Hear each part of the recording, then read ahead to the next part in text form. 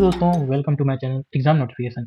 आज हम इस वीडियो में एयरपोर्ट अथॉरिटी ऑफ इंडिया की तरफ से एयर ट्रैफिक कंट्रोल में जूनियर एग्जीक्यूटिव की रिक्रूटमेंट आई है। तो हम डिटेल्स में जानेंगे वैकेंसीज कितनी आई हैं, मिनिमम एजुकेशन क्वालिफिकेशन क्या मांगा है, मैक्सिमम एज कितनी है, और उसके बाद सिलेक्शन प्रोसेस के बारे में जानेंगे कितने फेज में एग्जाम है, और उसके बाद आगे की प्रोसेस क्या है, मेडिकल टेस्ट होगा और दूसरी भी जो भी रिक्वायरमेंट है इस एजेंसी के द्वारा वो देखेंगे।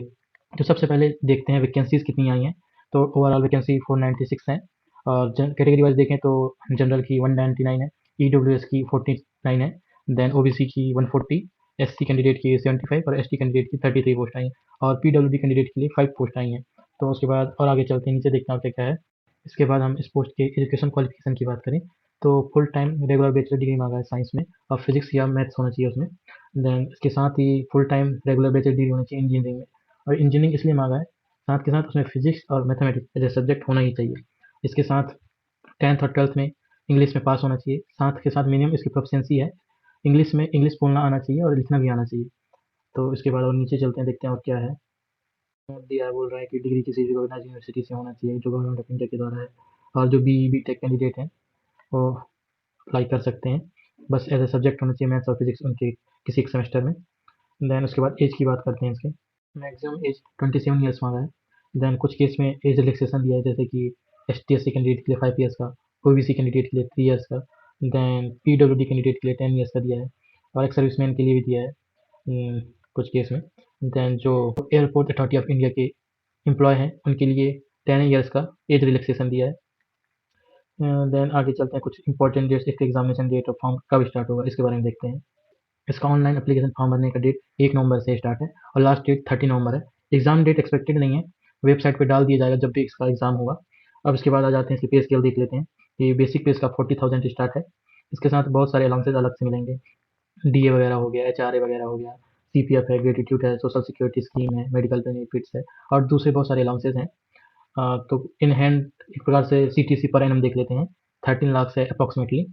देन इसके बाद और आगे चलते हैं, क्या क्या है इसमें देखते हैं। यहाँ कुछ इंपॉर्टेंट इंस्ट्रक्शन दिए हैं, जैसे कि फॉर्म सिर्फ इंडियन नेशनल ही भर सकते हैं, और देन इसके बाद वह कैंडिडेट जो फाइनल सेमेस्टर में है वो भी अप्लाई कर सकते हैं। लेकिन जब एप्लीकेशन वेरिफिकेशन जब होगा, एक प्रकार से डॉक्यूमेंट वेरिफिकेशन जब होगा, तो उस समय आपको फाइनल ईयर की मार्कशीट आपको पेश करना पड़ेगा डॉक्यूमेंट वेरिफिकेशन के समय।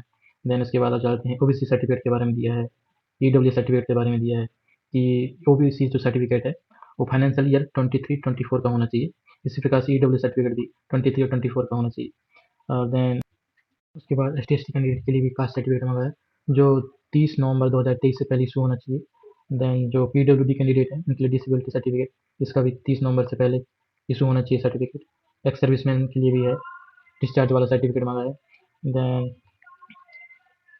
डिग्री के बारे में दिया है। इसके बाद और नीचे चलते हैं, देखते हैं और क्या क्या मांगा है।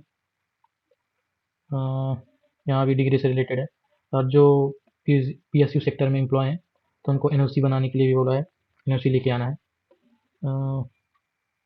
देन और नीचे चलते हैं,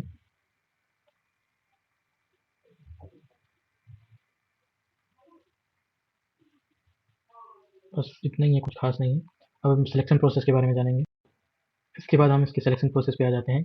सबसे पहले ऑब्जेक्टिव टाइप ऑनलाइन टेस्ट होगा, देन इसके बाद बाकी प्रोसेस होंगे।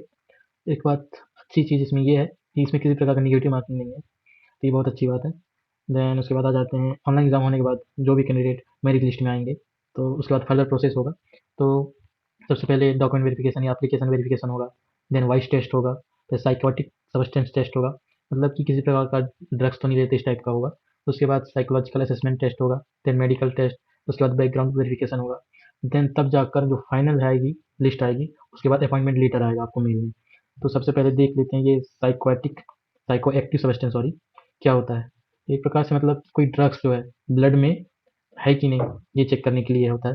तो इनका जो रिपोर्ट है निगेटिव आना चाहिए, तभी फर्दर आगे टेस्ट होगा आपका।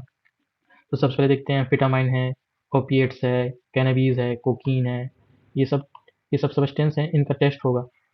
ये सब निगेटिव ही आना चाहिए आपकी रिपोर्ट में, अदरवाइज अगर फर्दर आगे टेस्ट है वो नहीं होगा आपका, डिस्क्वालीफाई हो जाएंगे। देन आगे देख लेते हैं और कौन कौन से टेस्ट हैं। बस उसके बाद वही टेस्ट बताया मैंने, वॉइस टेस्ट है, साइकोलॉजिकल असेसमेंट टेस्ट है। इन्हें सब क्वालिफाई करने के बाद आपको अपॉइंटमेंट लेटर होगा, मेडिकल टेस्ट होगा लास्ट में, उसके बाद सबसे लास्ट में होगा बैकग्राउंड वेरिफिकेशन।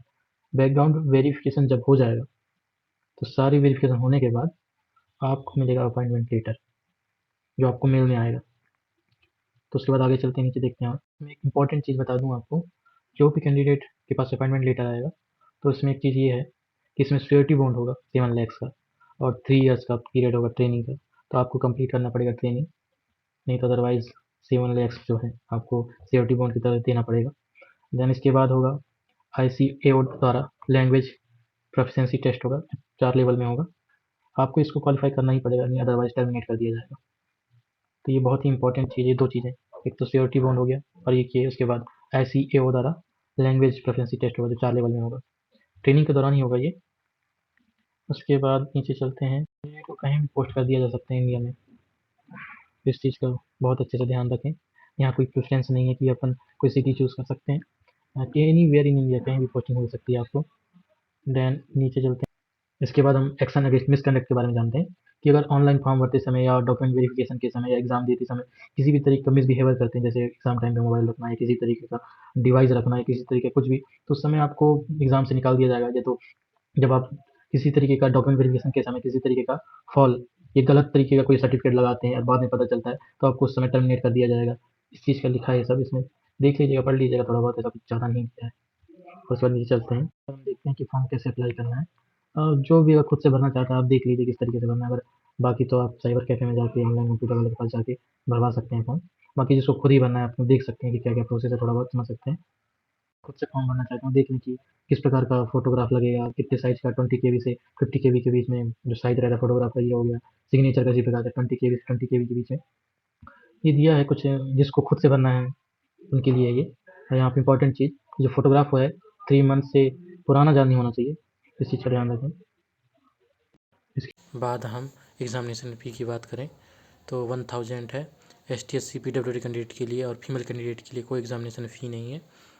और बस इतना ही है, ऑनलाइन फ़ीस पे करने का है, और कुछ खास नहीं। नीचे चलते हैं, ये जनरल इंस्ट्रक्शंस है कि फॉर्म भरते समय इन चीज़ों का ध्यान रखना है, डेट ऑफ बर्थ, कैटेगरी, सब कैटेगरी जो भी वहाँ पर रिक्वायरमेंट रहेगा एग्ज़ामिनेशन फॉर्म भरते समय, एप्लीकेशन फॉर्म भरते समय, तो कोई भी गलत ना, उस टाइप का इंस्ट्रक्शन दिया हुआ है, कुछ खास नहीं है। यहाँ भी एग्ज़ामिनेशन बायलैंग्वेज लैंग्वेज में होगा, हिंदी और इंग्लिश, आपको जिसमें पसंद हो आप उस लैंग्वेज में दे सकते हैं।